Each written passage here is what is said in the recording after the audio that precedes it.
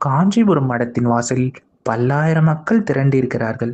அனைவரும் ஸ்ரீ மகா பெரிவாவின் தரிசனம் பெற்று மகிழ்ச்சியோடு திரும்புகிறார்கள். ஆனால் மடத்தின் கதவின் ஓரத்தில் நின்று கொண்டு அழுது கொண்டிருந்தான் அந்த ஏழை பக்தன்.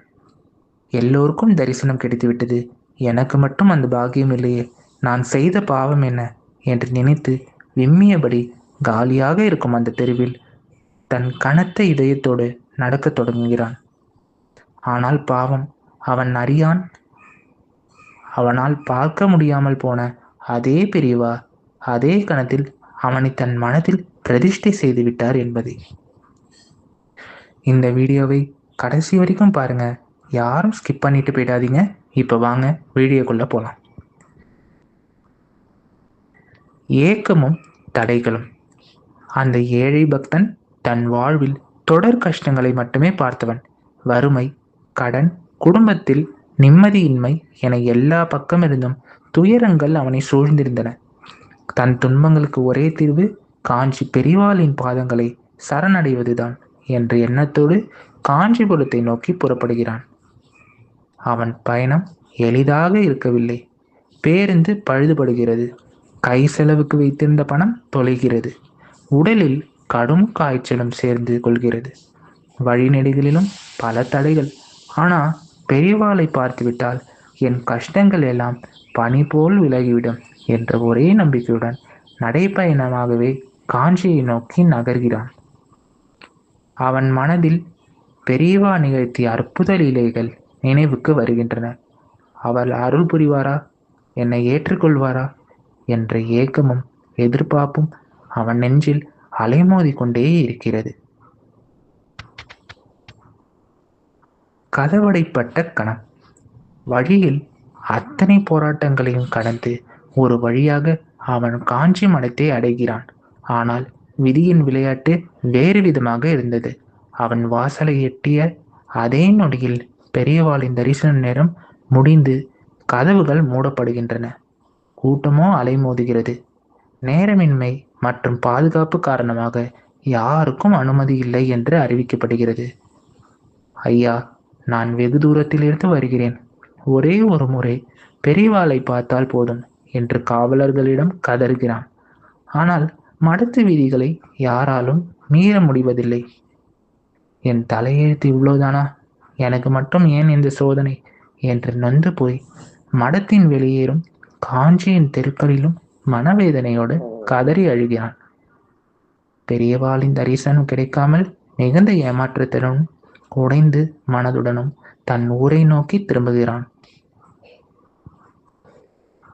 தூரத்து பக்தியும் எதிர்பாராத திருப்பம். தன் ஏழ்மையான இல்லத்திற்கு வந்து சேரும் பக்தன் சுவரில் மாட்டப்பட்டிருக்கும் பெரியவாளின் படத்திற்கு முன்னால் நின்று கண்ணீர் விட்டு முறையிடுகிறான். உன்னை தேடி வந்தேனே, எனக்கு ஒரு பார்வை கூட கிடைக்கவில்லையே என்று அழுது புலம்புகிறான். அதே நேரத்தில் காஞ்சி மடத்தில் ஒரு அதிசயம் நடக்கிறது.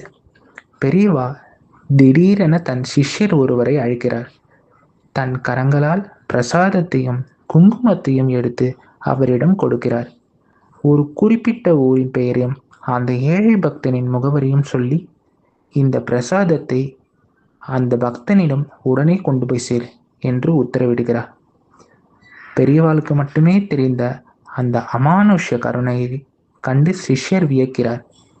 பெரியவாளின் கட்டளையை சில மேற்கொண்டு அந்த சிஷ்யர் உடனே பயணத்தை தொடங்குகிறார். மகா தரிசனமும் பேரருளும். தன் வீட்டில் சோகமே உருவாக அமர்ந்திருக்கும் பக்தனின் வீட்டின் கதவு தட்டப்படுகிறது. கதவை திறந்த பக்தனுக்கு பேரதிர்ச்சி. வாசலில் காஞ்சி மடத்தின் சிஷ்யர் பிரசாதத்தோடு நின்று கொண்டிருந்தார். சிஷ்யர் புன்னகையுடன் கூறுகிறார், நேரில் பார்க்க முடியவில்லையே என்று வருந்தாதே. அவன் என்னை பார்க்காவிட்டால் என்ன, நான் அவனை பார்த்து கொண்டுதான் இருக்கேன் என்று பெரியவா இந்த பிரசாதத்தை கொடுத்து அனுப்பினார். அந்த வார்த்தைகளை கேட்ட கணத்தில் பக்தன் மெய் சிலிர்த்து போகிறான். அவன் கண்கள் பனித்து ஆனந்த கண்ணீர் வழிகிறது. தன் வீட்டிலேயே பெரியவாளின் பிரசாதமும் அருளும் தேடி வந்ததை எண்ணி பரவசம் அடைகிறான். அன்றிலிருந்து அவன் வாழ்வில் இருந்த தடைகளும் கஷ்டங்களும் விலகி அமைதியும் நேர்மறை மாற்றங்களும் மலர்கின்றன. நாம் அவரை தேடி எங்கும் ஓட வேண்டியதில்லை. உணர்வுபூர்வமான உண்மை பக்தி நம்மிடம் இருந்தால் மகா பெரிவாளின் அருள் நம் வீட்டு கதவை தட்டி நிச்சயமாக நம்மை தேடி வரும்.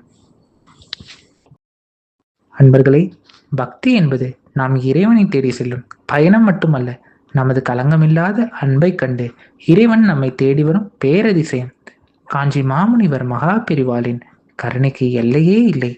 நாம் அவரை பார்க்க முடியவில்லையே என்று கலங்கும் நொடியில்தான் அவர் தன் அன்பு கரங்களால் நம்மை தழுவிக் கொண்டிருக்கிறார் என்பதை இந்த நிகழ்வு நமக்கு உணர்த்துகிறது. வாழ்க்கையில் கஷ்டங்களும் தடைகளும் உங்களை சூழும் போதெல்லாம் நினைவில் வையுங்கள், நம் உண்மையான பக்தியும் நம்பிக்கையும் ஒருபோதும் வீண் போகாது. நாம் அவரை தேடி எங்கோ ஓட வேண்டியதில்லை.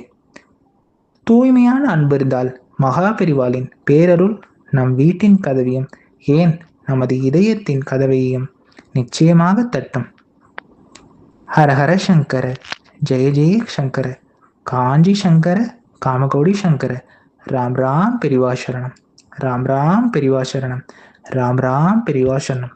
இந்த மாதிரி நம்ம சேனலில் வீடியோஸ் பார்க்கணுன்னா நம்ம சேனலை லைக் பண்ணுங்கள், சப்ஸ்கிரைப் பண்ணுங்கள், ஹைப் பண்ணுங்கள், பெல் ஐக்கானே கிளிக் பண்ணுங்கள். மகா பெரிவாளின் ஆசீர்வாதமும் மகா பெரிவாளின் அருளும் எப்போதும் எல்லோருக்கும் இருக்கும். நன்றி.